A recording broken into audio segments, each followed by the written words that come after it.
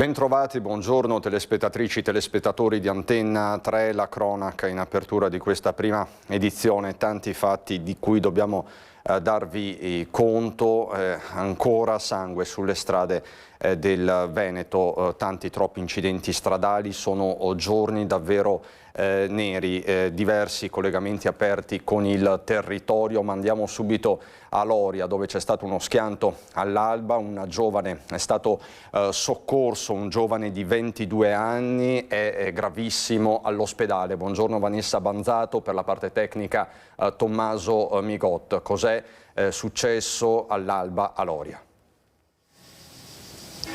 Buongiorno a te Cristian, a tutte le persone che ci stanno seguendo da casa.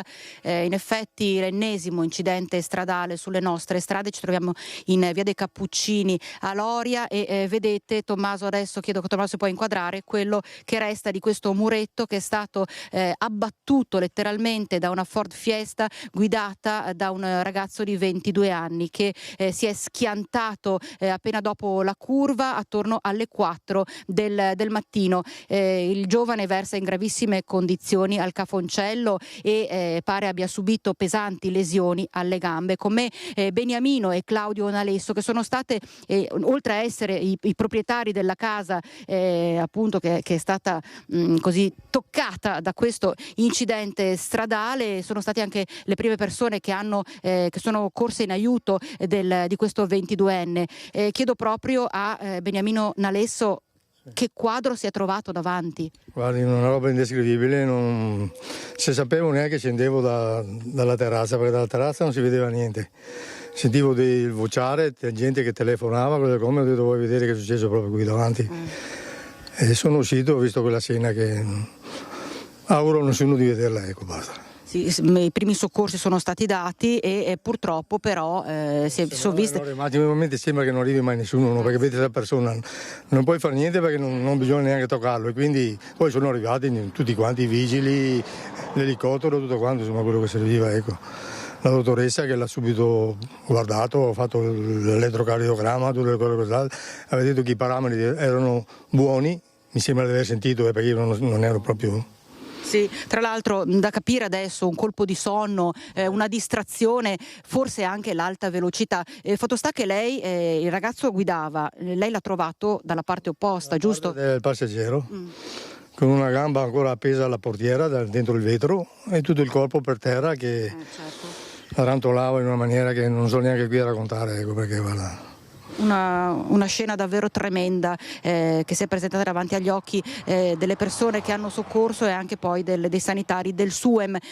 Dicevate che non è la prima volta che succedono incidenti stradali del genere proprio davanti a casa vostra. L'ultima volta è stato lo scorso inverno, che per fortuna il ragazzo non si è fatto nulla, è solo salito con la macchina sul marciapiede qua e ha solamente subito rotto la coppa dell'olio dell'auto, era in shock, ma non è arrivato nessuno, nessuna forza dell'ordine né ambulanza, niente. È tutto. Sì, certo. Solo che qua non c'è nessun segno di frenata per terra. No, ma sono sentite le ruote stridere. E prima dell'impatto ho sentito le ruote stridere dalla camera da letto con le finestre chiuse anche. Voi dite qui la gente corre. Sì, no, non solo di notte, perché magari di notte non c'è nessuno, quindi se succedono queste cose non vengono coinvolte anche, tra virgolette, innocenti, ma di giorno, anche al mattino, soprattutto quando la gente va a lavorare qua, fanno dei sorpassi tremendi dopo la curva, che c'è tutto questo rettilineo verso Rossano Veneto, che a volte fanno paura anche a me, che aspetto un collega qui che venga a prendermi, torno dentro perché veramente fanno paura quando fanno i sorpassi. E finché non c'è il morto va sempre bene, ma sono da quando che sono piccolo io che vedo che in questa via o il vicino qua prima o prima della curva o dopo un minimo una decina da quando sono qui, quando siamo qui da 35 anni. Insomma, una situazione davvero terribile, quella che purtroppo registriamo, Christian, quotidianamente nelle nostre cronache, che interessano proprio le strade, che in realtà interessano le persone che si mettono alla guida delle auto, e purtroppo le conseguenze poi sono sempre molto serie. In questo caso il giovane, dicevamo, gravissimo, questo 22enne gravissimo, e con lesioni importanti agli arti inferiori. Per il momento, Christian, da Loria è tutto, ti ricedo la linea.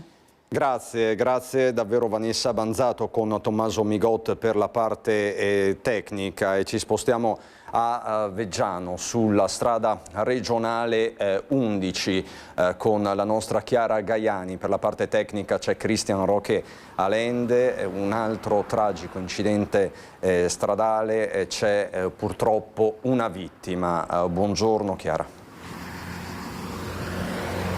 Sì, buongiorno Christian, buongiorno ai telespettatori di Antenna 3. Sì, un'altra vittima sulle strade del Padovano, la seconda in 2 giorni. Si chiamava Cristian Stevanato, aveva 53 anni, è morto qui dove ci troviamo con il collega Cristian Roque Alende, lungo la strada regionale 11. Era a bordo del suo scooter, viaggiava a bordo del suo scooter, erano circa le 21:45 di ieri sera, stava provenendo proprio dalla direzione che vedete alle mie spalle, ovvero da Padova diretto a casa. Era praticamente arrivato a casa quando è stato travolto da un'auto che sopraggiungeva dalla direzione opposta e proprio si stava cercando di mettere su quella che vedete che è via Lissaro. Sull'asfalto ci sono i segni di rilievi che sono stati condotti dai carabinieri di Limena ieri sera. Si è fermato subito il conducente dell'auto, un 35enne, sotto shock, tra l'altro è stato poi portato in pronto soccorso, ma troppo gravi erano le ferite di Cristian Stevanato, tanto che i sanitari arrivati subito non hanno potuto fare altro che constatarne il decesso. Dicevo, il 35enne, la guida della Golf, si è fermato per tentato di prestare soccorsi, è sotto shock anche lui, rischia ora di essere iscritto nel registro degli indagati con l'accusa di omicidio stradale colposo. Una arteria che ritorna purtroppo a proporsi anche nella sua pericolosità, lo vedete anche dalle immagini. Il traffico è sempre molto sostenuto lungo questa regionale, la strada regionale 11 che collega la principale arteria di collegamento tra le province di Padova e di Vicenza. Tra l'altro anche ieri sera durante i rilievi ovviamente si sono creati dei problemi proprio al traffico. Un incidente che porta purtroppo in 2 giorni la seconda vittima nel Padovano. Nell'Alta Padovana Borgorico si piange Eleonora Bigon, aveva solo 22 anni, aveva fatto l'ultimo esame all'università. Allora vi facciamo sentire il servizio che ha preparato Marta Zatta.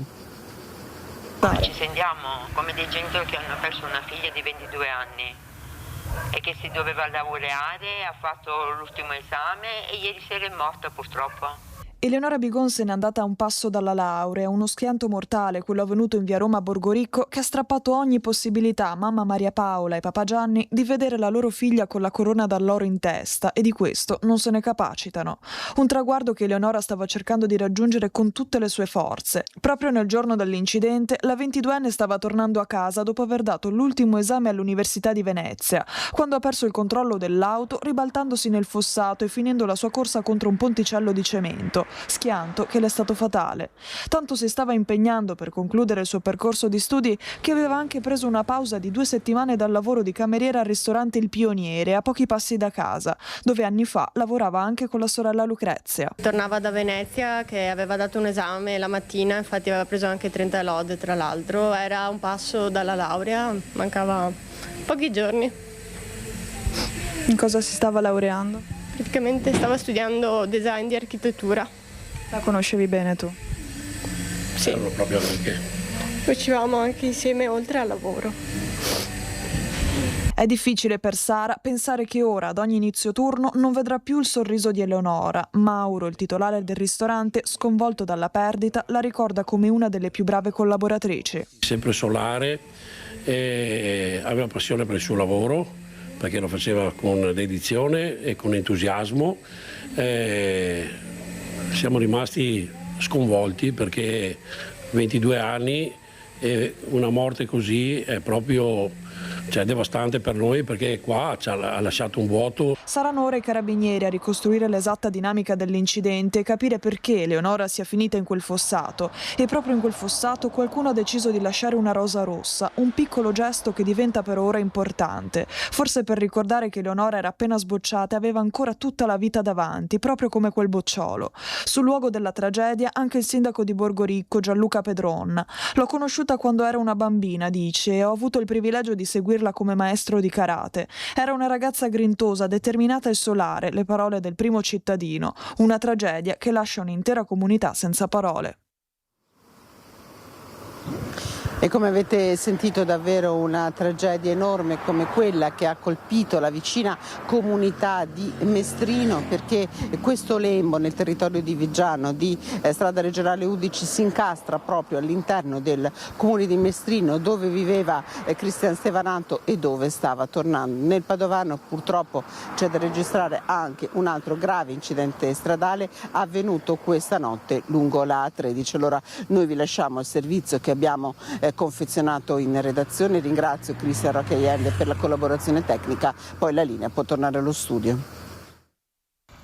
Un'auto disintegrata, una finita nel fossato che corre lungo l'autostrada e di un ferito grave. Il bilancio dell'incidente è avvenuto all'alba lungo la 13 in direzione di Bologna. Secondo una prima ricostruzione da parte degli agenti della polizia stradale intervenuti sul posto con i vigili del fuoco arrivati da est e il SUEM 118, le auto si sarebbero scontrate con un mezzo pesante, una carambolando fuori strada, l'altra restando schiacciata. Estratto dal veicolo uno dei due conducenti è stato portato in ospedale. I rilievi sono durati parecchie ore, l'autostrada è stata completamente ripristinata nel corso della mattinata.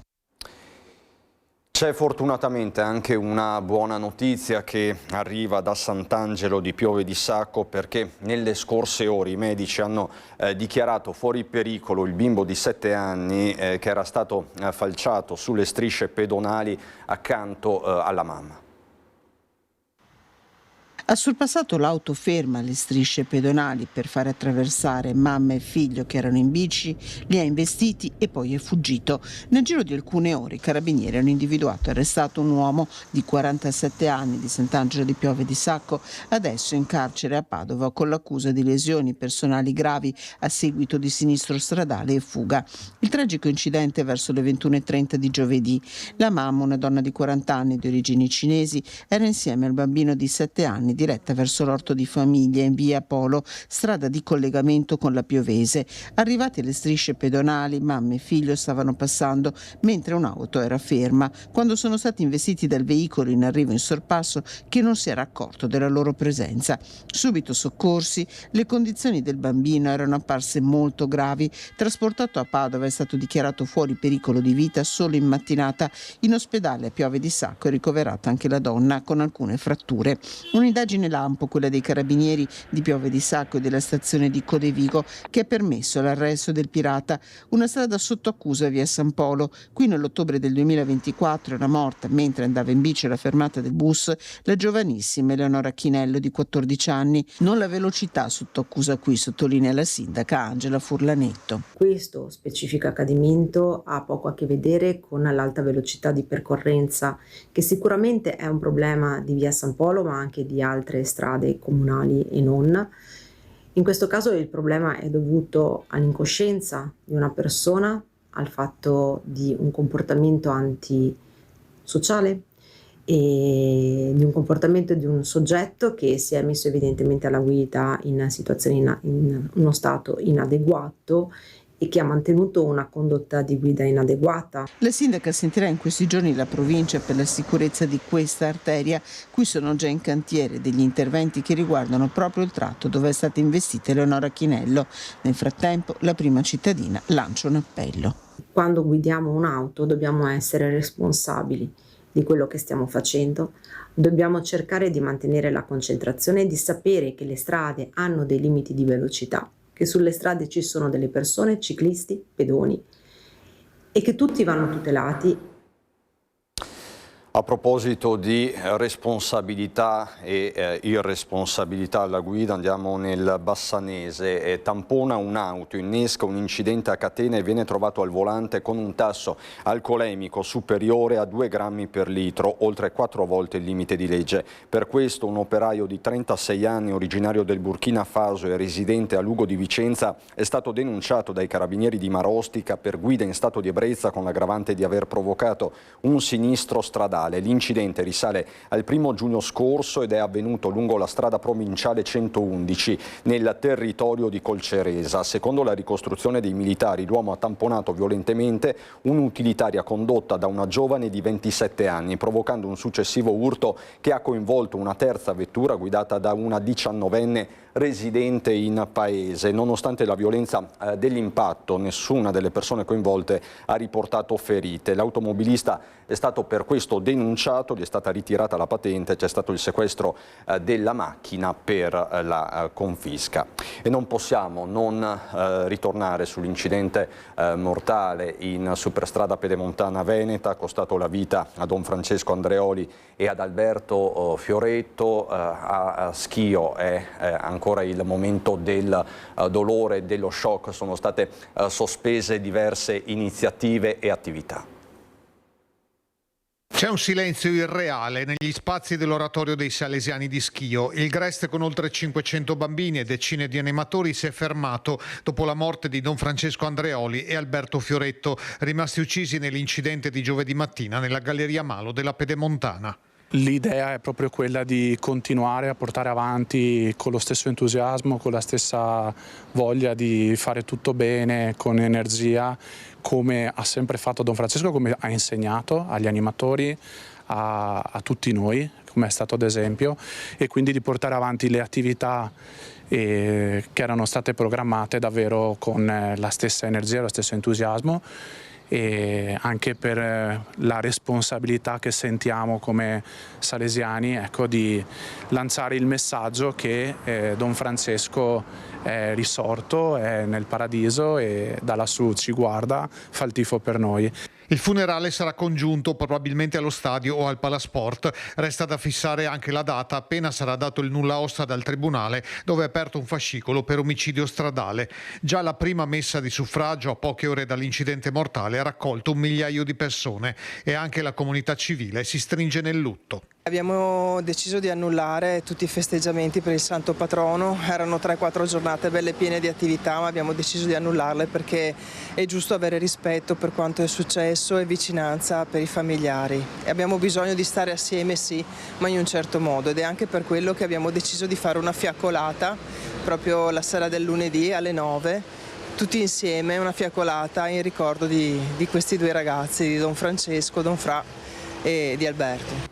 Alberto era un ragazzo solare, era un ragazzo sempre positivo, era un esempio per tanti altri ragazzi perché univa questo suo ottimismo immannato anche con una grande capacità di essere serio negli allenamenti. Lui come persona era un elemento che faceva gruppo, quindi mancherà a noi, mancherà ai suoi compagni, mancherà indubbiamente alla sua famiglia, alla quale mi sento molto vicino, anche perché ho qualche figlio di età analoga e penso che una cosa del genere sia veramente, non ci sono parole per definirla. Ci sono poi le parole della fede, parole comunque commosse e anche cariche di speranza, quelle del vescovo di Vicenza Giuliano Brugnotto. La diocesi è veramente molto colpita da questo incidente che ha travolto un prete giovane salesiano, Don Francesco, e anche un giovanissimo Alberto, un educatore che viaggiava insieme con lui. Don Francesco peraltro era molto apprezzato per la sua capacità educativa, sapeva stare con i ragazzi, con i giovani, sapeva portare sempre un sorriso, una parola di speranza, di aiuto, di condivisione. E per questo siamo davvero molto colpiti da questa condizione, da questa perdita, e nello stesso tempo vogliamo davvero pregare il Signore. Io stesso questa mattina sono stato a Monteberico per celebrare una messa a favore di Don Francesco, di Alberto e delle loro famiglie, e pregare anche per tutta la popolazione di Schio, in modo particolare per i ragazzi che l'hanno conosciuto e che saranno certamente molto, molto coinvolti in questa situazione, perché sia portata una parola di consolazione a chi è nel dolore più profondo e anche una parola di speranza, perché questo non deve interrompere il grande lavoro educativo compiuto e quanto si può continuare a realizzare proprio a favore dei nostri ragazzi. E quindi ci stringiamo alle famiglie e le ricordiamo con tanto affetto. Queste le parole del Vescovo di Vicenza, ma andiamo sulla superstrada pedemontana veneta, aperta nella sua interezza da circa 2 anni. Il traffico qui è sempre scorrevole, ma in pochi, come ci racconta Mirko Cavallin, rispettano i limiti di velocità. 110 km/h per le autovetture, 80 per i pullman e i furgoni leggeri, 70 per i camion e gli altri mezzi pesanti. Sono i limiti di velocità validi su tutti i 95 km della superstrada pedemontana veneta, con la raccomandazione a rallentare all'interno delle gallerie. Questo dicono i cartelli dopo ogni svincolo d'ingresso, questo ripetono i pannelli luminosi all'imbocco dei tunnel. La realtà però è ben diversa e lo può testimoniare chiunque percorra per tratti più o meno lunghi l'arteria che unisce Vicentino e Trevigiano, connettendosi con 3 autostrade. Ci mettiamo in marcia a metà mattina in direzione ovest e fissiamo la velocità al limite massimo consentito, ovvero i 110 in corsia di marcia. Costantemente la corsia di sorpasso è molto frequentata e dagli specchietti retrovisori si vedono arrivare altre vetture, in genere di grossa cilindrata, che viaggiano a un ritmo ben superiore anche a vista d'occhio. Non si tratta di manovre di sorpasso per poi rimettersi in corsia di marcia, ma di percorrenze fatte costantemente sopra il limite consentito, talvolta anche di alcune decine di chilometri orari in più. L'impressione è che anche i mezzi pesanti, comunque più lenti rispetto al traffico leggero, non siano sotto il limite dei 70 previsto per la loro categoria. La situazione peggiora ulteriormente quando il traffico è ridotto, ovvero a inizio e fine giornata e nei fine settimana, quando i camion non possono circolare. Non esiste ad oggi alcuna postazione fissa di controllo della velocità, né un sistema come il Tutor che verifichi la velocità media. Le pattuglie della polizia stradale effettuano periodicamente degli appostamenti con le apparecchiature mobili, ma non possono controllare di continuo le migliaia di veicoli che ogni giorno percorrono la superstrada. Gli eccessi di velocità avvengono sistematicamente su tutta l'arteria e anche il consigliere regionale Carlo Cunegato di AVS, scledense come le ultime 2 vittime dell'incidente nella galleria di Malo, lancia un appello a far applicare i limiti vigenti. Nella pedemontana si corre troppo, bisogna che ci siano più controlli, bisogna che la gente corra meno, perché davvero questa è una guerra e non si può continuare a morire in questo modo. Voltiamo decisamente pagina dopo questa dopo questa apertura dedicata agli incidenti stradali e ai temi della sicurezza stradale in settimane, in giorni difficilissimi per tutto il nord-est. Voltiamo dunque pagina e andiamo a Montebelluna per occuparci di feste alcoliche fuori da scuola, feste alcoliche per festeggiare gli esami di maturità, un vero e proprio fenomeno con diversi dirigenti scolastici che stanno correndo ai ripari. A Montebelluna per noi ci sono Marta Zatta ed Edoardo Paris per la parte tecnica. Buongiorno Marta. Sì, buongiorno Cristian e buongiorno ai nostri telespettatori. Esatto, dicevi bene, noi in questo momento ci troviamo di fronte all'entrata dell'istituto Euna di Scarpa di Montebelluna e proprio qui, anche qui insomma, è montata la polemica perché il preside Massimo Ballon si è lamentato sia con gli studenti che con i genitori per gli festeggiamenti eccessivi che avvengono alla fine degli esami orali. Qui abbiamo proprio la prova prova ci sono ancora per terra le bottiglie di prosecco che hanno appunto consumato i giovani per festeggiare appunto la fine dei loro esami. Appunto il preside, abbiamo parlato prima, ha invitato insomma al decoro sia genitori che studenti, e proprio con i genitori si è anche scontrato proprio il preside stesso, invitando insomma a un decoro di uno spazio che insomma non è insomma adibito, non deve essere adibito a feste alcoliche come in questo caso. Ma non sono solo queste le bottiglie che abbiamo trovato, infatti chiedo a Edoardo Paris, al di là della strada vi mostra appunto altre bottiglie lasciate lì per terra da altri studenti, quindi insomma il preside era anche abbastanza irritato perché poi chi dovrà sistemare, chi dovrà pulire tutta questa sporcizia saranno poi i collaboratori scolastici, e quindi anche un invito al rispetto di chi lavora insomma per l'istituto scolastico, e anche un invito al decoro in generale. Noi abbiamo intervistato il preside, ecco cosa ci ha detto, e poi la linea può tornare allo studio.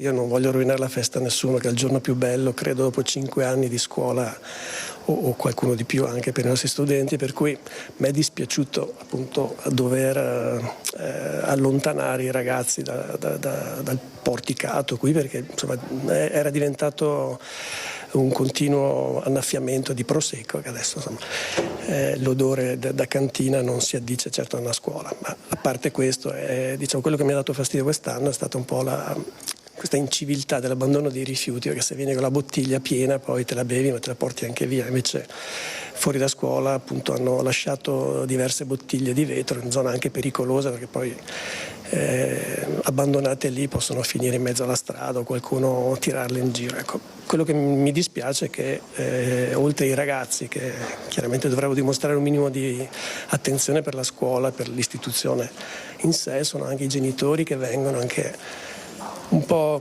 seccati dal fatto che non possono aprire bottiglie all'interno della scuola. Infatti anche ieri li ho ripresi, almeno non nascondere, insomma, non appoggiare una fila di bottiglie di prosecco lungo tutti i banchi all'ingresso delle aule dove si tengono i colloqui orali. Quindi insomma la mia era semplicemente un modo per ricordare che la scuola è comunque un luogo dove si costruisce qualcosa di serio. I ragazzi sono passati 5 anni, se in questi 5 anni avessero anche capito che insomma, la raccolta differenziata è anche qualcosa che riguarda un po' la loro educazione civica, ci avrebbe fatto piacere, insomma, ecco. Niente di più, è solo una constatazione un po' amara. Chiaro che ci sono tanti altri problemi molto più gravi eccetera, però si parte sempre da un'educazione di base che è nel riconoscere il merito e l'importanza di certe istituzioni, insomma, ecco. Poi non è neanche giusto che i miei collaboratori scolastici debbano pulire e mettere a posto quello che altri devastano o lasciano in giro, insomma questo è proprio una questione di rispetto. Adesso a Venezia per parlare della canicola di queste ore a Venezia, dove c'è il bollino rosso, ci sono disagi, malori, blackout a Venezia come altrove, ma preoccupa soprattutto la situazione di Venezia in queste ore. Ci aggiorna su tutto la nostra Edi Caliman con Simone Merlo per la parte tecnica. Buongiorno Edi.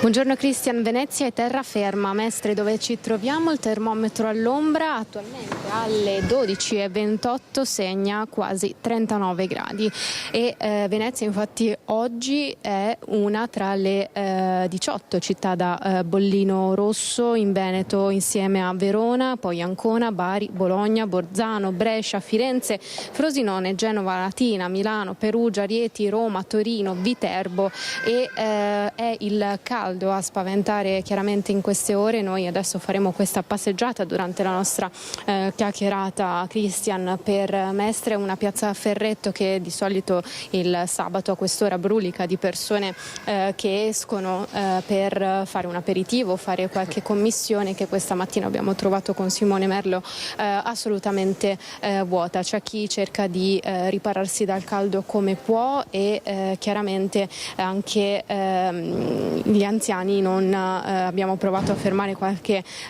signore, qualche signora che questa mattina ci hanno detto che non si volevano fermare a parlare con noi proprio perché dovevano tornare a casa per appunto ripararsi dal caldo. Preoccupa soprattutto non solo il caldo in sé, ma anche il modo in cui difendersi da questa ondata di calore che non accenna a diminuire, che dovremmo riuscire a respirare un po' di più, dicono le previsioni del tempo, tra martedì e mercoledì. Quindi saranno ancora lunghi giorni nella morsa del caldo e dunque dicevamo anche il come difenderci nel veneziano, lo abbiamo annunciato ieri anche nei nostri telegiornali della sera. Sono continui i blackout che interessano tante città del veneziano come quelle del trevigiano, d'altronde per il sovraccarico delle centraline, un caldo che non accenna a diminuire, con punte, abbiamo visto adesso oggi, con punte di 38 gradi e mezzo all'ombra, chiaramente al sole sono molti di più, l'umidità che ne fa percepire altrettanti e delle temperature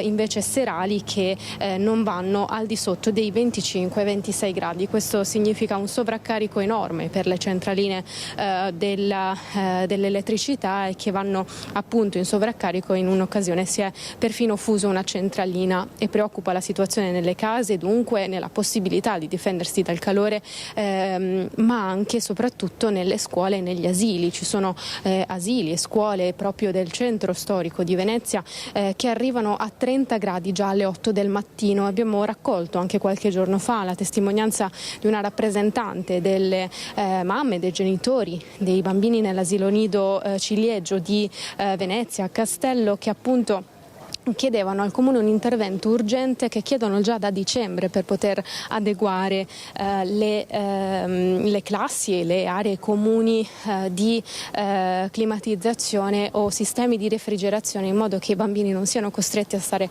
tutto il giorno, bambini molto piccoli, si parla di asilo nido, a temperature altissime tutto il giorno, che chiaramente non giovano alla loro salute come a nessuno d'altronde. E dopo l'appello che abbiamo raccolto dei genitori, ebbene il Comune ha detto che continuerà nel suo monitoraggio costante, non rendendo di fatto noto quanto sia peculiare questo e capillare questo monitoraggio. Da una nota stampa che è arrivata proprio dal Comune nella serata di ieri, il Comune stesso parla che su 27 strutture comunali emergono solo 16, su 16 non presentano criticità in quanto dotate di sistemi di climatizzazione, mentre in una nota del sindaco Venturini, sempre di ieri sera, dice che nei prossimi 5 anni, quindi nel mandato, durante appunto la durata del suo mandato, oggi tra l'altro compie un mese esatto di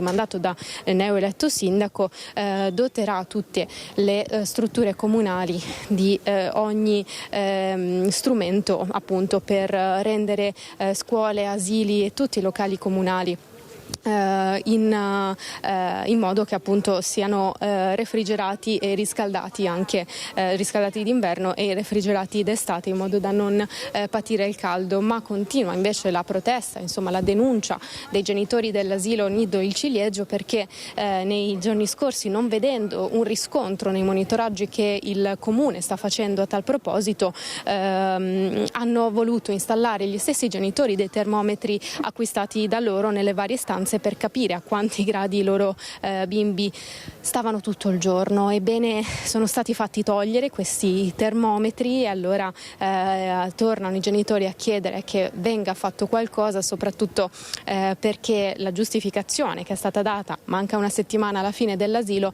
non può essere tollerata. Quindi sentiamo la denuncia delle madri.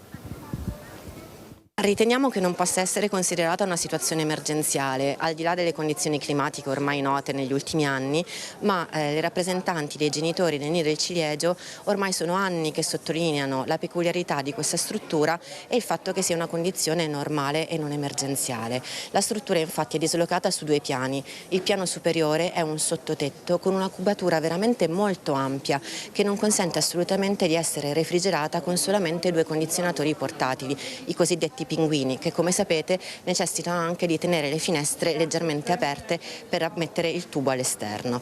L'altro elemento che vorremmo andare a sottolineare delle dichiarazioni dell'assessora Canton effettuate 2 giorni fa alla stampa è che la volontà appunto di effettuare un monitoraggio costante. Ecco, noi abbiamo avuto una brutta sorpresa purtroppo in questi giorni. Il termometro con il quale avevamo rilevato i 30 gradi nella stanza dove i bambini svolgono la loro attività tutto il giorno è stato rimosso. Ci è stato detto che poteva essere per un malfunzionamento apparente del termometro, abbiamo provveduto come genitori ad acquistarne uno nuovo, lo abbiamo portato in struttura per poi scoprire il giorno dopo che comunque era stato rimosso perché le misurazioni sembra possano effettuarsi solamente a carico del personale del comune. Peccato però che queste misurazioni non le vediamo, quindi andiamo a chiedere fortemente che vengano effettuate le misurazioni in questi ultimi 2 giorni di attività scolastica, 3 compreso oggi, e che si effettuino i lavori durante il periodo di chiusura della struttura, così come fu fatto nel 2022 per dei lavori di ammodernamento dell'impianto elettrico che portarono alla rimozione delle pale a soffitto, anche promettendo una predisposizione per l'impianto di condizionamento fisso di cui poi non si è fatto più nulla. Speriamo tanto di essere ascoltati.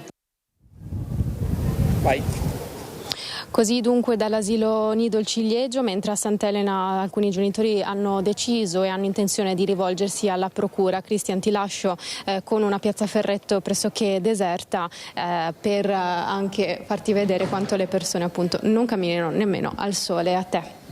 Grazie Edi Caliman per questo aggiornamento, per questa istantanea dal cuore di Mestre, ma noi abbiamo un'ultima ora di cronaca e per questo rimaniamo nel veneziano. Al telefono c'è la nostra Ilaria Marchiori, c'è un grave fatto di cui dobbiamo darvi conto, una 32enne sfigurata con l'acido a Scorzè, se non sbaglio. Ilaria, mi senti? Raccontaci tutto. Sì, buongiorno Cristian, buongiorno ai nostri telespettatori. Hai detto bene, si tratta di una 32enne di Mestre che è stata ferita al volto da un acido ustionante. È avvenuto ieri sera, poco prima delle 22 a Peseggia di Scorzè. Parliamo di una ragazza che vive a Mestre. Che cos'è successo? Secondo una prima ricostruzione dei fatti, proprio nel momento in cui ha aperto la portiera dell'auto, lei era andata a trovare la mamma, qualcuno le si è avvicinato e l'ha colta di sorpresa lanciandole addosso questo acido che le ha ustionato il volto. La sostanza sembra fosse contenuta in una bottiglietta. È stata immediatamente soccorsa dal personale del SUEM 118, trasportata al pronto soccorso di Mestre e poi ovviamente, come si fa in questi casi, trasferita al centro grandi ustionati di Padova, dove è tuttora ricoverata in gravi condizioni, avendo ustioni sul 18% del corpo concentrate nella parte del volto. Sulla vicenda stanno indagando i carabinieri del nucleo provinciale di Venezia, che sono intervenuti subito dopo il fatto e stanno dando la caccia all'aggressore, che per ora non ha né un nome né un volto. Si sta cercando di capire di chi si tratti, stanno passando al setaccio ogni elemento utile a portare alla sua identificazione, comprese ovviamente le telecamere di videosorveglianza pubbliche della zona, ma anche quelle private, per arrivare a capire chi sia stato e soprattutto perché sia stato commesso questo gesto. Queste sono le informazioni che al momento abbiamo in nostro possesso, ma naturalmente stiamo cercando anche noi di capirne di più. Ilaria, non appena avrai aggiornamenti richiedici pure la linea, quindi se ho ben capito c'è questa 32enne in gravi condizioni all'ospedale ed è caccia all'aggressore. Al momento nessuno è stato identificato, è così? Esattamente, Cristian, è proprio così, ma i carabinieri appunto stanno passando al setaccio tutti gli elementi utili per identificarlo ed arrivare a lui quanto prima.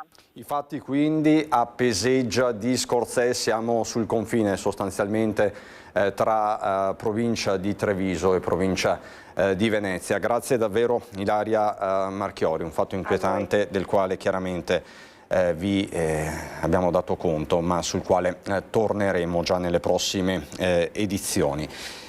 Adesso gli aggiornamenti che arrivano da Napoli sul caso di Chiara Iaconis. Lo conoscete tutti, è un caso che ha scosso non solo Padova ma l'Italia intera. A Napoli sono stati rinviati a giudizio i 2 genitori del tredicenne che il 15 settembre 2024 lanciò da un terrazzo nei quartieri spagnoli una statuetta colpendo e uccidendo la povera Chiara. Il processo inizierà il 23 ottobre, si dice soddisfatta di questo primo risultato la famiglia della trentenne, anche se questo non riporterà mai indietro Chiara. Il 23 ottobre inizierà a Napoli il processo per accertare la responsabilità per la morte di Chiara Iaconis, la trentenne padovana uccisa il 15 settembre 2024 da una statuetta, mentre passeggiava con il fidanzato nei quartieri spagnoli e morta dopo 2 giorni all'ospedale del Mare. Secondo gli investigatori, a lanciare l'oggetto sarebbe stato un ragazzino di 13 anni, non imputabile per età.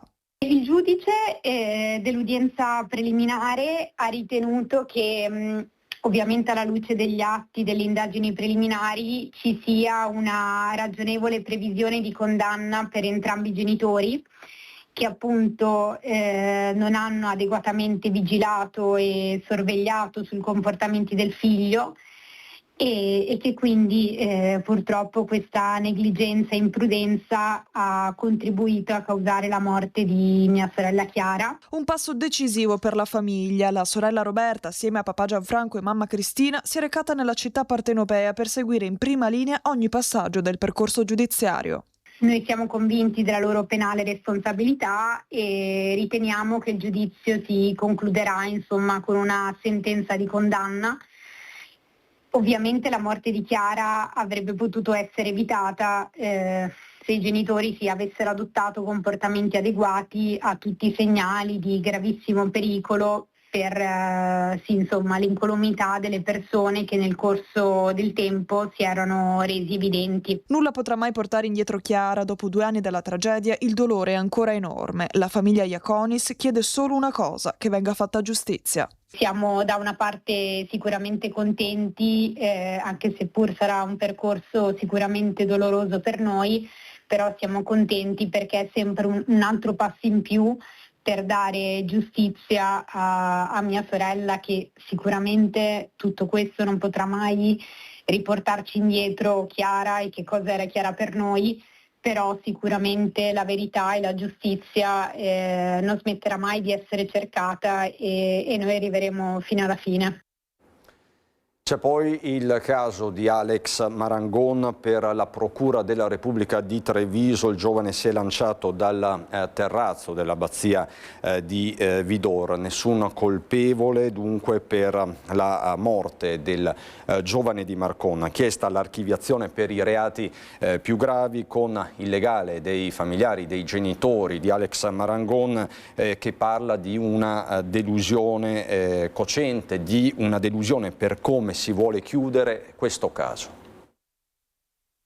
Ho ricevuto nei giorni scorsi l'avviso della richiesta di archiviazione sia per il reato di omicidio volontario che per il reato di morte come conseguenza di altro delitto, cioè della morte del povero Alex conseguita alla cessione, quindi all'assunzione di sostanza stupefacente. Una richiesta di archiviazione che potrebbe mettere una pietra tombale sulla tragedia di Alex Marangon. La Procura di Treviso è convinta che il 25enne di Marcone si sia lanciato dal terrazzo dell'abbazia di Vidor, dove stava partecipando ad un rito sciamanico. Nessun responsabile diretto per la morte del giovane barista. Ad aver scatenato la reazione allucinogena sarebbe stata l'assunzione di una sostanza stupefacente, l'ayahuasca, offerta alla cerimonia che, combinata con la cocaina presente nel sangue, avrebbe provocato uno stato alterato culminato nel volo dal terrazzo. Non solo, ma l'assunzione della cocaina, secondo il pubblico ministero, fu consapevole. Alex avrebbe conosciuto i rischi dell'assunzione delle 2 sostanze. Pronta l'opposizione da parte dei legali della famiglia Marangon. Non voglio commentare nel merito una richiesta di archiviazione che si commenta da sé. Certo, la delusione è tanta per come si cerca di chiudere questo caso. Sarà il GIP ora a decidere se accettare o meno la richiesta di archiviazione del PM Giovanni Valmassoi, sia per l'omicidio volontario a carico di ignoti che per la morte come conseguenza d'altro reato a carico dei 5 indagati, gli organizzatori della serata: Andrea Zuin, Tatiana Marchetto, Alexandra De Sacco, moglie del proprietario dell'abbazia, e 2 curanderos colombiani, Johnny Benavides e Sebastian Castillo. Resta quindi come reato solo la cessione di stupefacenti. La delusione è tanta soprattutto come cittadini, perché per quello che riguarda il profilo tecnico ritengo che non possa esserci giudice per le indagini preliminari che possa accogliere richieste di archiviazione come questa, addirittura in assenza di eventuali opposizioni per come sono formulate, per gli elementi che le sostengono, posizioni che comunque ovviamente faremo. Rimane quell'ultimo appello accorato dei genitori di Alex, quelle parole che oggi sembrano cadute nel vuoto. E non è giusto che queste persone la passano liscia e che queste persone sono 2 anni che vivono la loro vita liberi e senza rimorsi di coscienza sicuramente, mentre noi siamo 2 anni che viviamo senza Alex, senza il suo sorriso. Non stiamo più vivendo. Col suo ricordo. Stiamo solo sopravvivendo, cercando di dare giustizia a Alex. C'è poi un altro caso sul quale continua a interrogarsi l'Italia intera, il caso di Liliana Resinovic. C'è stato un nuovo capitolo in tribunale a Trieste. Non abbiamo partecipato all'udienza odierna perché riteniamo che si possa proseguire anche senza le persone offese, che non sono parti necessarie. I tempi ormai irragionevoli di questo procedimento mostrano una scarsa attenzione per Liliana, unica vittima in questa tragica vicenda. Dopo anni di collaborazione con le autorità riteniamo superfluo il nostro contributo. È la nota congiunta degli avvocati Nicodemo Gentile, Federico Bizzi e Antonio Cozza che assistono rispettivamente Sergio Resinovic, fratello di Liliana, Veronica Resinovic, la nipote, e Silvia Radin, cugina della 63enne di Via Verrocchio. Il comunicato arriva a seguito dell'appuntamento di oggi davanti al GIP Flavia Mangiante per il conferimento dell'incarico a un dattiloscopista al fine di verificare le impronte sui sacchi neri nei quali fu trovato il corpo di Liliana all'interno del boschetto di San Giovanni il 5 gennaio 2022. La nota dei legali così prosegue: negli anni abbiamo depositato memorie tecniche in misura ampia, il fascicolo contiene già gli elementi necessari per decidere in qualunque direzione, non serve altro tempo, non servono accertamenti sui sacchi già maneggiati da un esercito di persone, sui 100 coltelli, serve una scelta netta e tempestiva. Questo percorso lumaca, concludono i legali, rischia di soffocare la verità. Da oggi Sergio Resinovic e gli altri familiari onoreranno Liliana in altro modo. Torniamo a parlare della truffa del finto maresciallo. Un truffatore è stato arrestato, aveva appena raggirato un 80enne bassanese. Truffa agli anziani con il copione del finto maresciallo, questa volta è andata male a un 38enne campano già noto per reati contro il patrimonio, arrestato in flagranza grazie al lavoro congiunto tra le questure di Padova e Vicenza. Gli agenti della Città del Santo lo tenevano d'occhio da tempo e non è passato inosservato il comportamento anomalo del soggetto alla stazione dei treni Patavina, dove ha cominciato a consultare il telefono fermandosi in mezzo alla strada come se aspettasse un segnale, e quel segnale è arrivato. L'individuo è salito su un autobus per Bassano, dietro gli uomini del questore Odorisio, poi raggiunti dai colleghi di Vicenza. Arrivato a Bassano, il 38enne si è recato a piedi in una palazzina dove vive un 80enne, la sua vittima. Dopo una decina di minuti è uscito e si è allontanato frettolosamente, ma non abbastanza da seminare gli agenti che l'hanno incastrato. Si è appurato che l'anziano aveva ricevuto una telefonata da un fantomatico maresciallo che gli diceva di dover comparare i suoi gioielli con quelli rubati nel corso di una presunta presunta rapina avvenuta nei giorni precedenti da parte di soggetti che avrebbero utilizzato proprio l'auto dell'ottantenne per scappare. L'impostore lo aveva tenuto a lungo al telefono, comunicandogli che sarebbe arrivato a casa sua un addetto per ritirare i preziosi. E infatti, quando il truffatore si è presentato alla porta della vittima, era ancora in corso la telefonata. Il 38enne ha avuto gioco facile perché l'ignaro raggirato aveva già preparato i gioielli su un tavolo, così come gli era stato indicato. Al malvivente è bastato allontanarlo con un pretesto per arraffare tutti i monili e scappare. Senza fare i conti, dicevamo, con la polizia che l'ha bloccato all'esterno del condominio, recuperando i gioielli del valore di 20.000 euro riconsegnati al legittimo proprietario. Per il 38enne, autore di una simile truffa messa in atto a Mogliano Veneto, si sono spalancate le porte del San Pio X. Un fatto davvero increscioso ci porta a Vicenza, dove ha chiesto di patteggiare un automobilista immigrato che aveva palpeggiato una vigilessa durante i rilievi di un incidente stradale. Ha chiesto di patteggiare il ghanese incensurato Anthony Kofi Okiei, 72enne, residente a Vicenza, accusato di violenza sessuale ai danni di un agente della polizia locale. I fatti risalgono al 22 giugno dell'anno scorso, quando l'uomo, secondo la ricostruzione della procura, aveva approfittato del momento in cui una poliziotta locale era impegnata nei rilievi di un incidente stradale alla rotatoria tra Viale Fratelli Bandiera e Contra San Bortolo per palpeggiarla.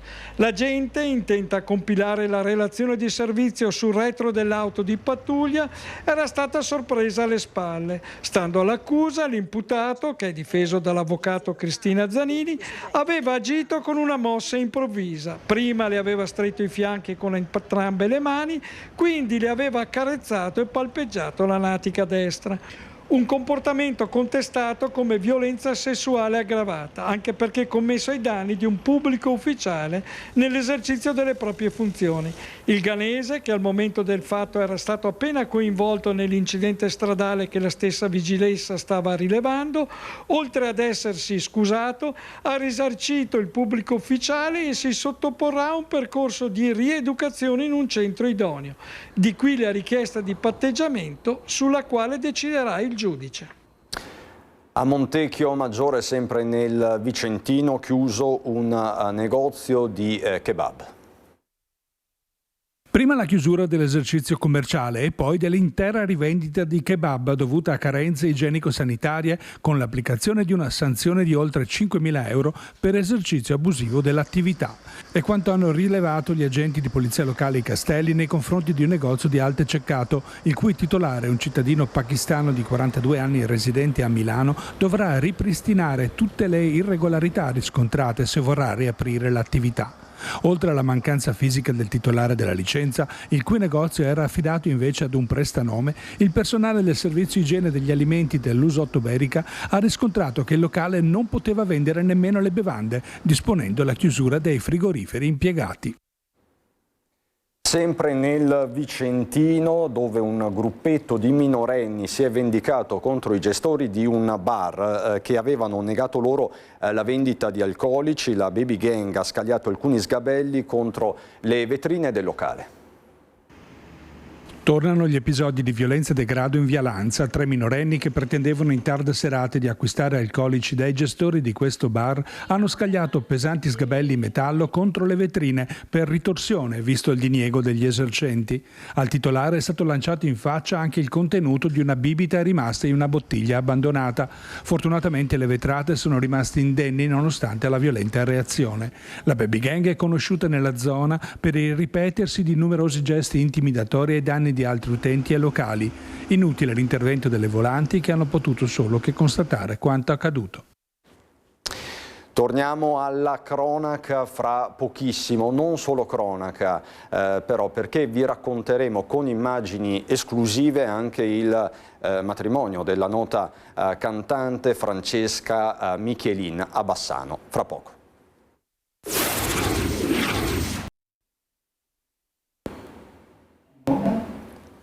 Di nuovo in diretta prosegue il nostro racconto di questo sabato a Nord-Est. Scusate se sto distogliendo lo sguardo, ma Purtroppo ci sono davvero tante notizie delle quali dobbiamo darvi conto. Tra l'altro poco fa ci siamo collegati con la nostra Ilaria Marchiori, ci ha riferito di questo episodio gravissimo avvenuto a Peseggia di Scorzè, dove una giovane di 32 anni è stata sfregiata con dell'acido. È caccia aperta, l'aggressore, stanno indagando senza soluzione di continuità i carabinieri. Al momento non ci sono ulteriori dettagli, se non che la ragazza è stata ricoverata chiaramente in gravi condizioni, con ustioni su circa il 20% del corpo. Chiaramente, se ci saranno aggiornamenti, torneremo a ricollegarci con Ilaria Marchiori. E poi il bollettino di guerra che sta arrivando dalle strade del Veneto, lo possiamo vedere anche dal portale Padova Oggi, ma ci siamo collegati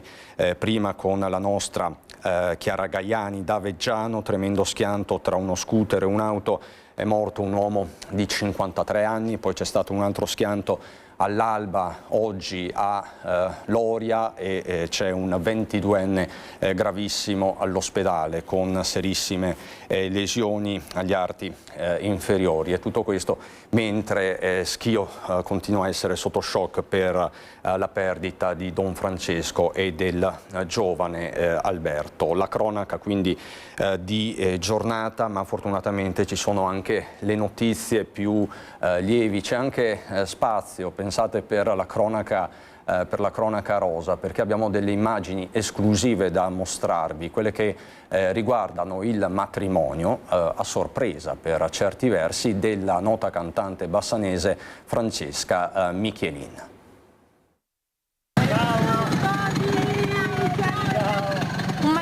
Intimo, circondati solo dai familiari e dagli amici più stretti, poche persone ma le più amate. È questa la scelta di Francesca Michelin e Davide Spigarolo, oggi ufficialmente marito e moglie.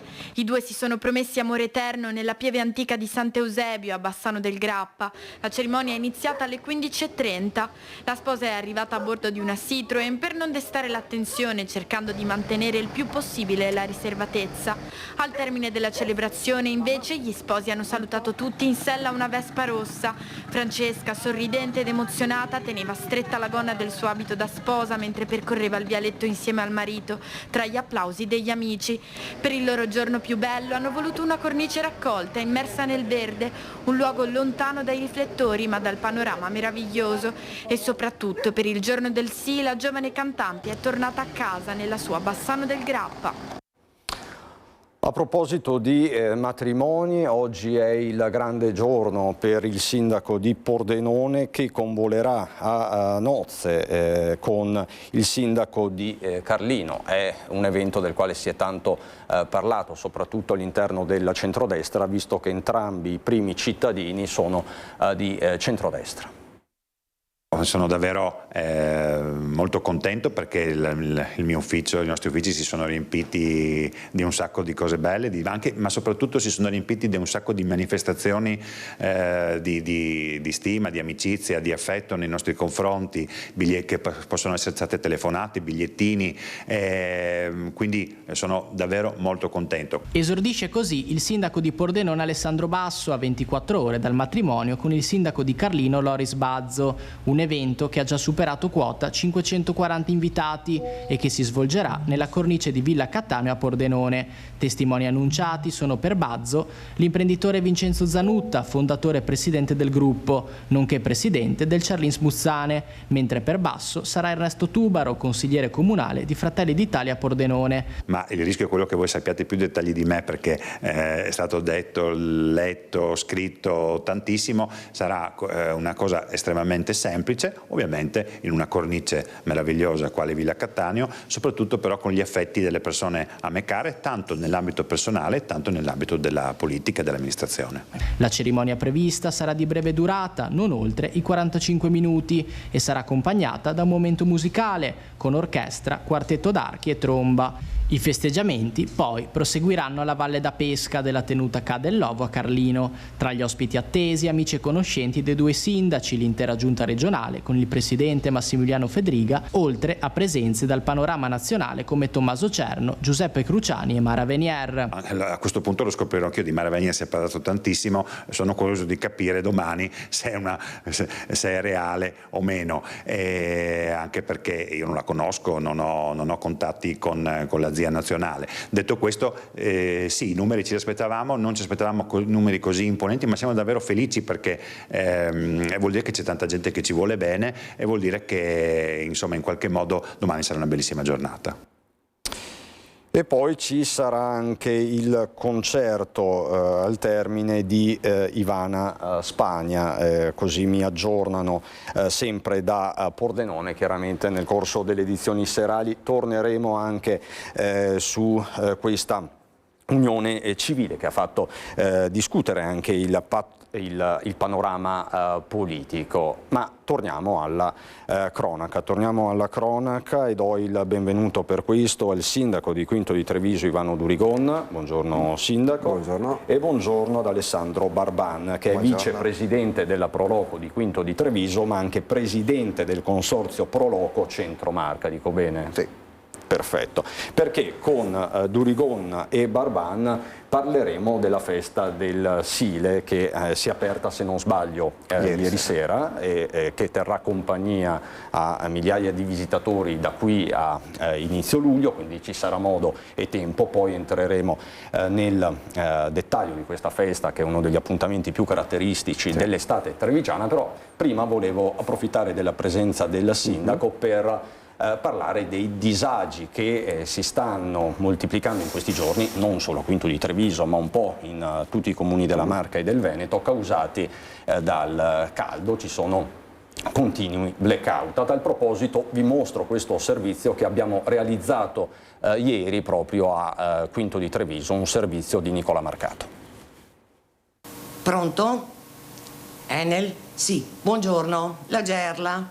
Ci risiamo, è successo un'altra volta, siamo senza energia elettrica, come l'altra sera. 4 blackout in pochi giorni. A Quinto di Treviso l'energia elettrica continua ad andare e venire. Dopo il guasto di lunedì sera, un nuovo stop ha lasciato al buio abitazioni e attività per 4 ore. Ma i disagi non si fermano qui. In tarda serata è toccato a Mogliano Veneto, poi in queste ore anche a Paese e Castagnole, mentre i vigili del fuoco sono intervenuti anche per incendi sviluppatisi in alcune cabine elettriche. Il caldo record mette sotto pressione la rete elettrica e cresce la preoccupazione tra imprenditori e residenti. Questi sono tutti i post sul gruppo 6 di Quinto, con tutti i commenti delle persone dalle loro vie che scrivono che sono tutti senza corrente, ecco. Tra i tanti messaggi quello che spicca di più secondo me, scusate, in via Donizetti è ancora senza corrente, questa signora ha l'insulina della mamma che deve stare in frigo e ovviamente non regge più. Il blackout dalle 8:15 alle 11:40 arriva dopo quello di lunedì scorso, quando la corrente è mancata fino all'1 di notte. Secondo quanto spiegato da E-Distribuzione, il caldo eccezionale di questi giorni e il massiccio utilizzo dei condizionatori ha provocato un forte sovraccarico della rete elettrica. In periodi come questo, che sono caratterizzati da temperature massime molto alte, parliamo di oltre 35 gradi, temperature minime sempre molto elevate, ma al di sotto dei 27-28 gradi,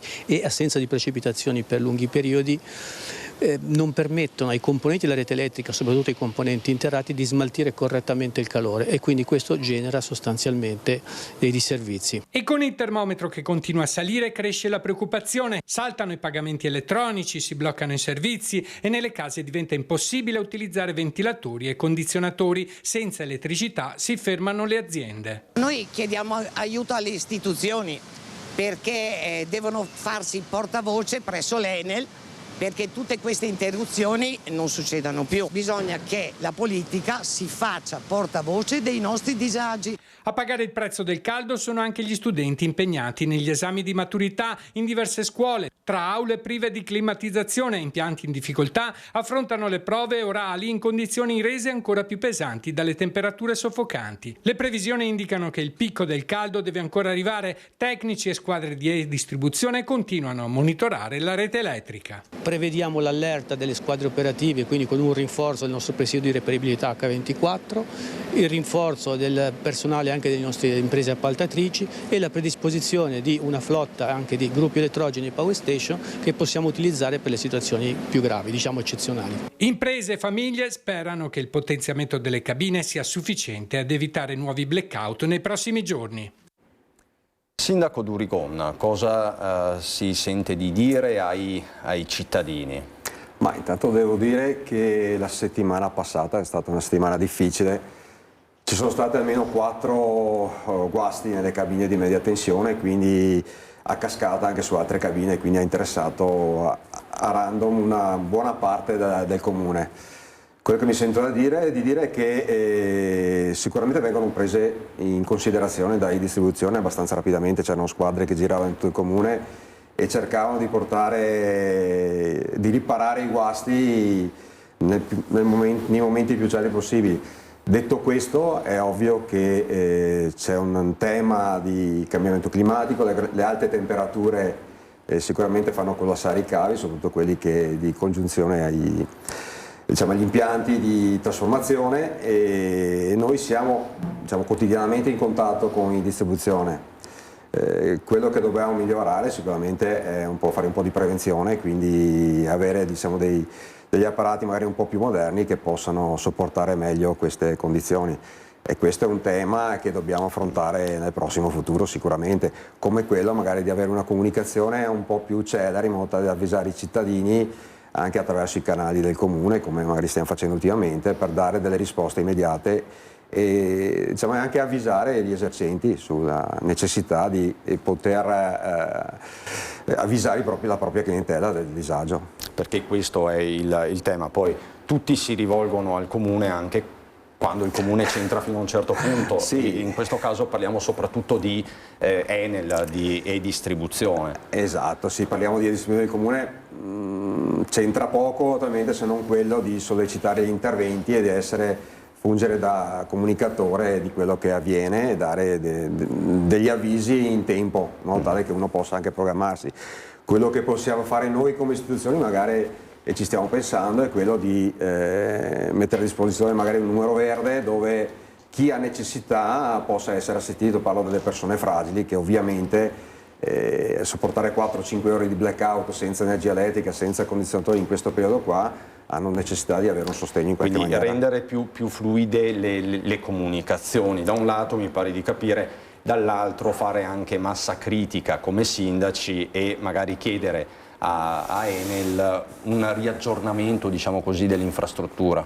Sì, questo è quello che si può fare, anche se, ripeto, l'intervento che E-Distribuzione ha fatto è stato molto celere, quindi sempre in giornata sono riusciti a risolvere i problemi. C'è stato magari quello più grosso di lunedì, dove addirittura hanno portato un apparato mobile per far comunque funzionare, e poi 2 giorni dopo hanno fatto la sostituzione del trasformatore in blocco. C'è da dire che succede un po' dappertutto purtroppo, e non possiamo negare neanche il fatto che questi calori, queste calure magari non c'erano negli anni scorsi. Noi dobbiamo fare in modo di attrezzarsi per questo. Ecco, perché in giorni di canicola come questi poi a soffrire maggiormente sono le persone fragili, e poi qui i comuni hanno voce in capitolo per assistere magari gli anziani, penso ai centri per gli anziani, alle attività collaterali. Sì, quello che possiamo fare è proprio questo, cercare di trovare dei luoghi dove per determinate condizioni e per chi ha necessità siano raffrescati, e quindi dare un po' di sollievo durante il giorno. Questo è quello che un attimino possiamo fare sicuramente e che faremo. E si troverà sollievo, vengo a lei Barbana, alla festa del Sile, perché insomma tutta Quinto di Treviso in questi giorni si ritrova alla vostra festa. Sì, io credo che il sollievo si ritroverà, magari non in quanto alle temperature, perché vabbè, è anche estate, pertanto viva l'estate, soprattutto se è calda. Oltre al caldo troveranno il pubblico che verrà a visitare la festa sul Sile, che è iniziata ieri, un calore da parte di chi ha organizzato questa manifestazione. Lo troverà sicuramente fino al 5 luglio. Un calore umano. Un calore umano, sotto il punto di vista ambientale, sotto il punto di vista di come è stato attrezzato questo ambiente assolutamente naturale, assolutamente unico e che rappresenta veramente il territorio quintino. È esattamente la 40ª edizione e farne parte di questa 40ª edizione per me e per tutti, mi sento di rappresentare tutti i volontari, compreso il mio presidente Mauro Belloni, è un grande orgoglio. Perché?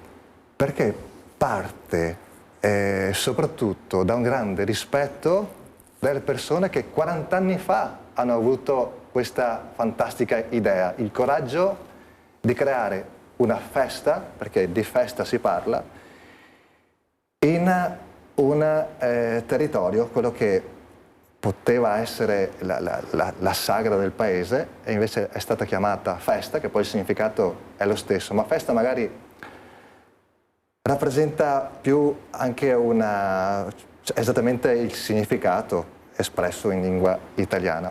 E da 40 anni migliaia e migliaia e migliaia di persone hanno avuto la possibilità di parteciparne. E stiamo vedendo una carrellata di foto storiche, quindi avete attraversato i decenni. Sono insomma emozionanti questi scatti.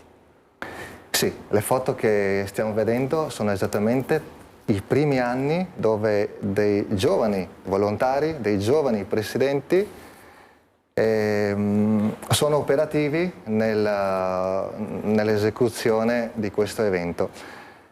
Cambiano i colori, da bianco e nero diventa poi anche più colorato, ovviamente anche la festa ha seguito il suo sviluppo nel corso degli anni, quindi le persone si sono rinnovate. Quello che è rimasto è la grande passione, è il sorriso che nonostante tutte le difficoltà, e ci sono, non possiamo nasconderle, il risultato è sempre stato ottimale ed è proprio quel risultato che fa sì che le persone l'anno successivo abbiano ancora la voglia di continuare. Le difficoltà, Barban, le difficoltà ci sono, anche perché diciamo, la burocrazia e le nuove normative in materia fiscale non vi aiutano e sappiamo che ci sono delle sagre che sono state ridimensionate, altre sono letteralmente saltate, quindi non è facile organizzare al giorno d'oggi degli eventi come questi. Allora, le difficoltà ci sono perché è normale, non può essere tutto semplice, i problemi ci sono, vanno affrontati. Mi piace ricordare, mi piace affermare che almeno per ogni problema c'è una soluzione, almeno. Spesso ce ne sono 2 o 3 e mi piace concentrarmi su quello. È giusto anche ricordare che non siamo mai da soli. Ci sono delle organizzazioni, le Pro Loco per fortuna sono assistite dalle UMPLI provinciali, regionali, nazionali. A cosa servono? Servono proprio per mettere nelle condizioni le Pro Loco e i volontari di rispettare le regole, perché è giusto che ci siano delle regole. È giusto poi che le regole, sarebbe giusto, le regole fossero adeguate per le associazioni. Le associazioni non sono aziende, non c'è una struttura aziendale, ci sono dei volontari che, come dicevo prima, il loro unico motivo che partecipano è per passione, per piacere di esserci. E quindi le normative che ci sono troppo stringenti? Non sono adeguate, sono troppo stringenti. Ci può fare un esempio, Barban? Allora, l'esempio è che vengono paragonate le Pro Loco a quello che è un'azienda. Le aziende hanno scopo di lucro, cioè le aziende devono guadagnare, è ovvio. Una Pro Loco deve per forza guadagnare, perché comunque quello che viene marginato, viene riutilizzato assolutamente tutto per fare nuove iniziative. Bisogna considerare anche che le cose potrebbero anche, che ne so, una festa come la nostra, se piove per 4 giorni andiamo in perdita. Allora se hai un gruzzoletto da parte riesci ad andare avanti, se non ce l'hai l'anno dopo non fai nulla. Queste cose vanno considerate, le regole, o chi fa le regole, mi viene a pensare che magari non ha avuto la bella possibilità di essere volontario, cioè di sporcarsi le mani, di far parte di un proloquio e capire esattamente come funziona. Le regole che ci sono, abbiamo notato che non sono interpretabili, non abbiamo ancora capito come poterla utilizzare, c'è molta confusione. Le Umbri e la Regione Veneto, e questo va ribadito, è l'unica regione in Italia che poco o tanto che sia, ma insomma dei passi sono stati fatti, ha messo a disposizione il contributo per il proloquio, che investiranno su formazione per capire come interpretare la riforma fiscale. Però è chiaro, come interpretare la riforma fiscale. Questo è un tema, è anche, Sindaco Durigon, un nodo politico, perché significa che comunque nel corso degli anni a livello centrale forse non si è capito il ruolo di queste associazioni sul territorio, o mi sbaglio? Ma credo che sia proprio così, non si è capito bene qual è il ruolo di una Proloco. Le Proloco, io parlo per quella di Quinto, lavora in sinergia con l'amministrazione per la promozione del territorio. E come diceva prima Barban, non sono lì per fare guadagni, ma per reinvestire sul territorio quello che fanno.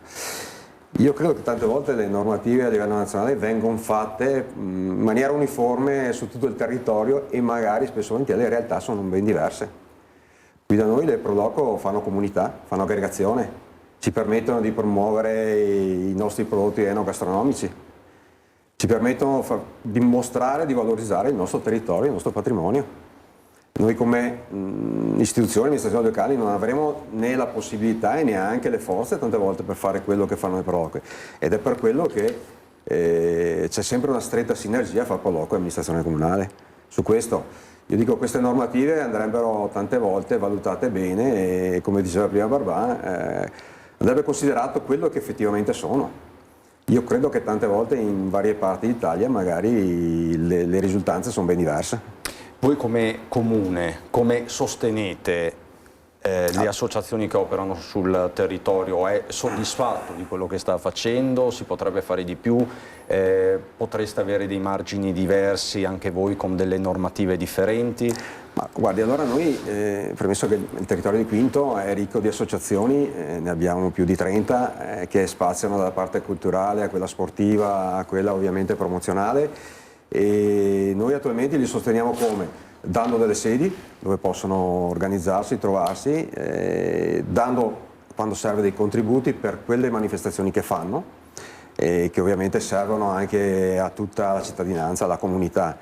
E in cambio otteniamo appunto un servizio da volontariato che è fatto tra l'altro con passione e amore per il proprio territorio. Questo volontariato che non può essere trattato alla stregua di un'azienda. Esattamente sì, non può essere considerato tale, questo sicuramente sì. E quindi ben venga, diciamo, una chiarezza su queste regole, magari che siano meno stringenti, che vadano un po' più nel concreto nell'utilizzo, nella riforma fiscale insomma, che viene adottata. E che forse tengano conto anche delle specificità dei singoli territori. Secondo me sì, nel senso che sarà un po' difficile calarla, però almeno tenere delle maglie un po' più ampie.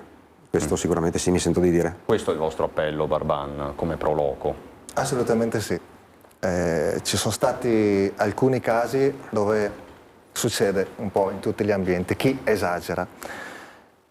Però non possiamo fare di un'erba un fascio. La maggior parte delle Proloco sono piccole realtà locali che tutelano il proprio paese. È un patrimonio.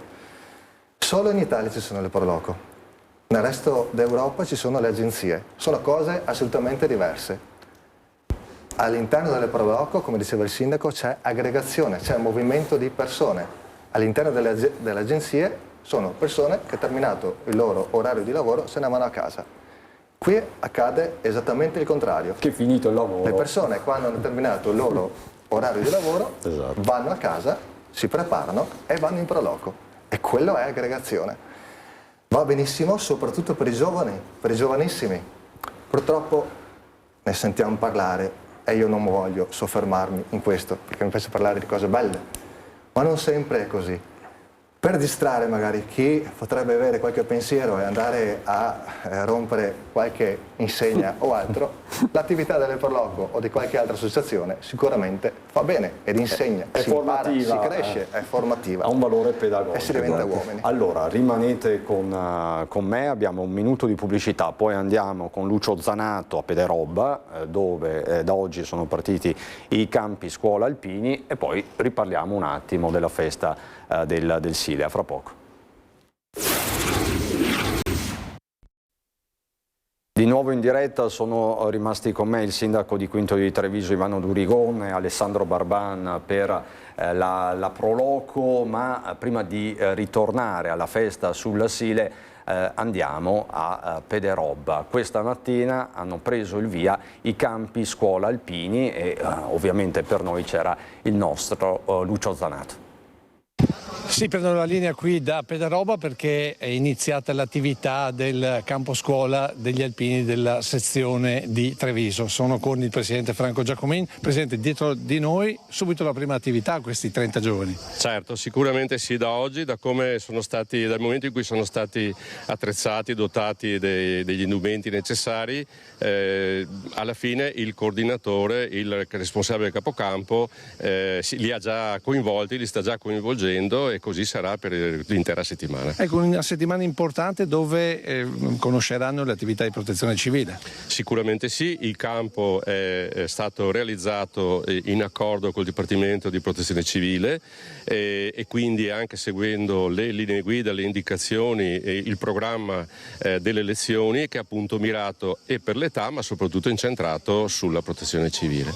Però ci sono anche le attività che portano al rispetto delle regole. Voi gli insegnerete come stare in gruppo, rispettando gli altri e rispettando le cose che vanno fatte ogni giorno. Esattamente, perché la condizione base per poter organizzare un campo con diversi ragazzi è proprio quello di rispettare anche le regole minime che il capocampo stabilirà. Naturalmente i cellulari sono vietati, se non alla sera per un'oretta per poter comunicare con i genitori, però durante la giornata sono vietati.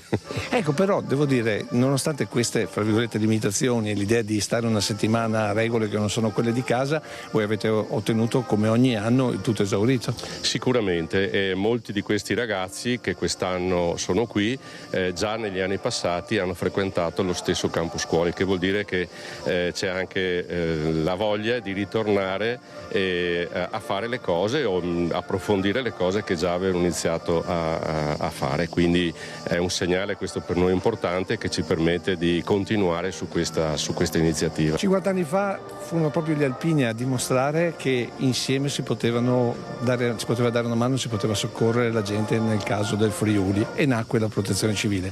50 anni dopo dimostrare che insegnando le regole a questi giovani si possono creare uomini migliori, forse sarebbe un suggerimento per chi ci governa. Sicuramente sì, io penso che conoscere le problematiche legate agli eventi che il nostro territorio subisce con sempre più frequenza ci permette anche permette soprattutto ai giovani di crescere con una cultura che è quella della prevenzione. Quindi secondo me è un investimento che deve essere fatto, anzi aumentato, proprio per far conoscere a quante più persone possibile il fatto che la protezione civile alla fine siamo ciascuno di noi. Per ultimo, come stiamo andando in vista del 2027? Perché la Triveneta è a Treviso.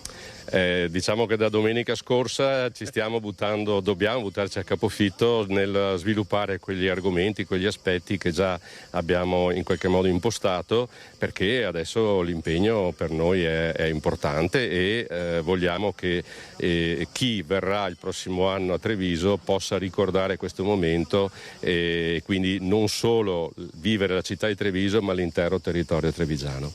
Grazie Presidente, a questo punto linea allo studio.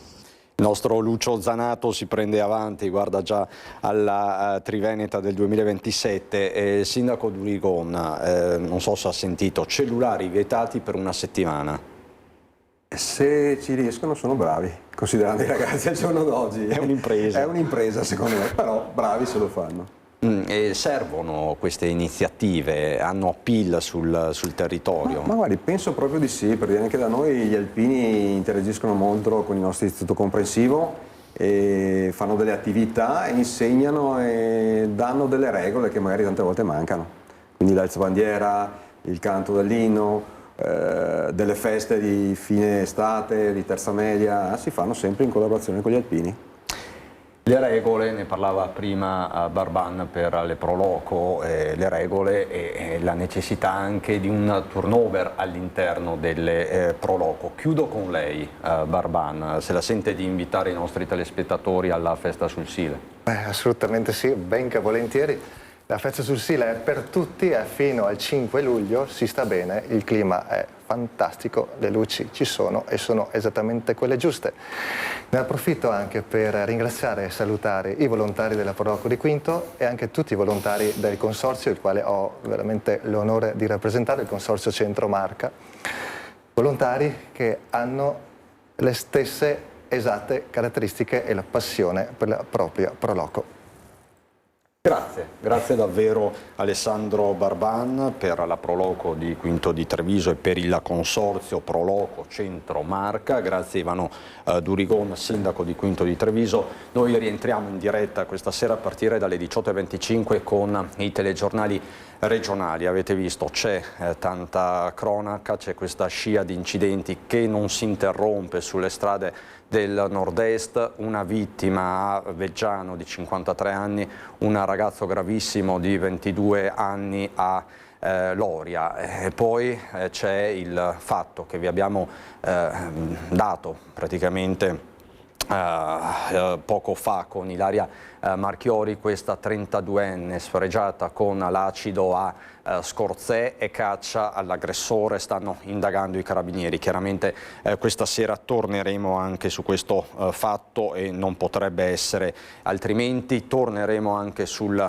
caldo record, vedremo l'evolversi ora dopo ora anche con i pronto soccorso con i quali chiaramente siamo collegati. Di certo sono ore, sono giorni di super lavoro per gli operatori del SUEM 118 e un po' per tutte le forze dell'ordine. Allora, subito dopo la sigla alle 13:35 c'è Casa Pappagallo, poi segue Agricoltura con Lucio Zanato, alle 15:55 il film francese del 1980 con Gérard Depardieu e Catherine Deneuve, L'ultimo metro, grazie alla regia di Alessandro Granziera e Antonio Paul. Buon proseguimento su Antena 3.